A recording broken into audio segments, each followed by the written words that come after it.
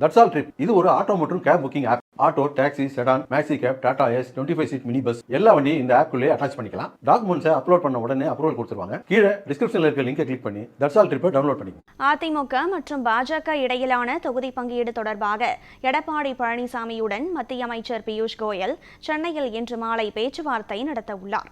தமிழக சட்டமன்ற தேர்தலை முன்னிட்டு அதிமுக தலைமையிலான தேசிய ஜனநாயக கூட்டணியில் தொகுதி பங்கீடு தொடர்பான பேச்சுவார்த்தைகள் நடைபெற்று வருகின்றன.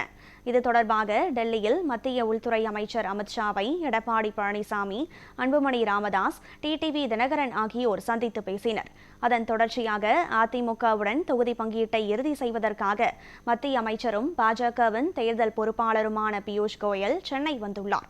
சென்னை விமான நிலையம் வந்த அவரை எல் முருகன், நயினார் நாகேந்திரன் உள்ளிட்டோர் வரவேற்றனர்.